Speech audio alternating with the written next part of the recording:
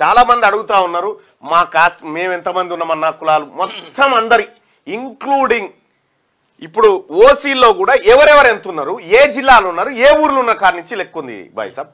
ఇక మీరేం వరి కాకూరి దీని విషయంలో ఒకసారి నాగార్జున సాగర్ నియోజకవర్గాన్ని చూసుకొని నాగార్జున సాగర్ తర్వాత అవి చూసుకున్న తర్వాత మీరందరూ ఇప్పుడు ఉన్నటువంటి వాళ్ళు ఎవరైతే ఉన్నారో మీరు ఎవరెవరు ఎంతమంది ఉన్నారో ఇప్పుడు లెక్క చెప్పబోతా ఉన్నా. అన్ని కులాల వారిగా లెక్క చెప్పబోతా ఉన్నా.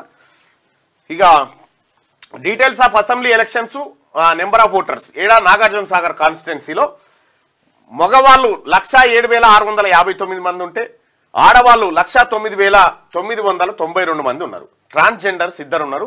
మొత్తం నాగార్జున సాగర్లో అసెంబ్లీ నియోజకవర్గంలో ఓటర్ల సంఖ్య 2,17,653 మంది ఓటర్లు ఉన్నారు. ఇక చెలకుర్తి కాన్స్టిట్యున్సీ ఉంటే ఇదివరకు చెలకుర్తి ఉండే దాన్ని నాగార్జున సాగర్ కాన్స్టిట్యున్సీగా 2009లో మార్చారు. అసెంబ్లీ ఎలక్షన్స్ చూస్తే 13 సార్లు ఎలక్షన్లు జరిగినాయి నాగార్జున సాగర్ నియోజకవర్గంలో. 13 సార్ల ఎలక్షన్ జరిగితే ఓసీలు ఎన్నిసార్లు 8 సార్లు ఓసీలు గెలిచిరు, బీసీలు 5 సార్లు ఎలక్ట్ అయ్యారు. ఈ బీసీలు కూడా ఎప్పుడు ఎలక్ట్ అయ్యారు ఏం కథ అనేది ఒకసారి చూస్తే నిమ్మల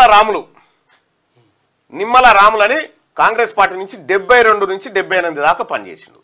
ఆ తర్వాత రమామూర్తి 94లో తెలుగుదేశం పార్టీ నుంచి పనిచేసారు.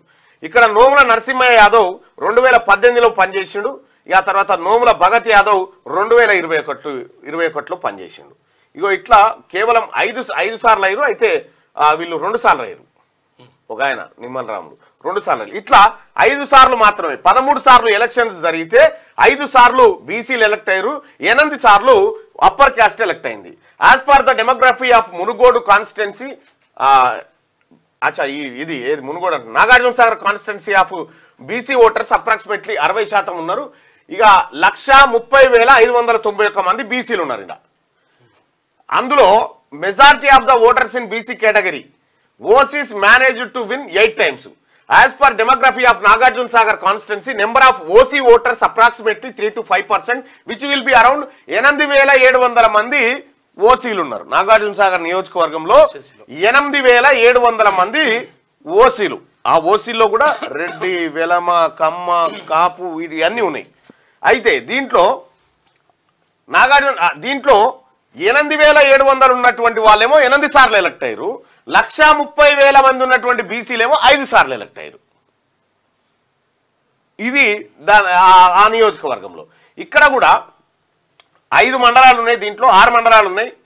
ఒకటేమో నిడమనూరు మండలం, ఇది జెడ్పీటీసీ విషయంలో అన్రిజర్వ్డ్ అయింది. గుర్రంపోడు మండలం ఉంది, అది అన్రిజర్వ్డ్ అయింది. పెద్దాపురం మండలం ఉంది, అన్రిజర్వ్డ్ అయింది. అనుముల మండలం ఎస్సీ, త్రిపురారం అన్రిజర్వ్డ్, తిరుమలగిరి సాగరు ఎస్టీ రిజర్వ్డ్ అయింది. ఈ ఎస్టీ రిజర్వ్డ్ ఎస్టీకే పోయింది. అన్రిజర్వ్డ్ త్రిపురారంలో ఎస్టీల జనాభా ఎక్కువ కాబట్టి ఎస్టీలకు, ఇక అలాగే అనుముల మండలంలో ఎస్సీల జనాభా ఎక్కువ ఉంది కాబట్టి ఎస్సీలకు రిజర్వ్ అయిపోయింది. ఇక మిగిలిన 3 అన్రిజర్వ్డ్ కింద తీసుకున్నాం. ఇక్కడ నిడమనూరులో అన్రిజర్వ్డ్ అంటే ఇదెవరు జెడ్పీటీసీ రెడ్డి అయిండు. ఇక్కడ గుర్రంపోడు మండలంలో బీసీ గౌడ జెడ్పీటీసీగా వచ్చిండు. ఆ తర్వాత పెద్దాపుర మండలంలో ఓసీ రెడ్డి అంటే 8,700 మంది ఉన్నటువంటి రెడ్డిలు 2 జెడ్పీటీసీలు, ఆ తర్వాత 8 సార్లు ఎమ్మెల్యేలు అయ్యారు. 8,700.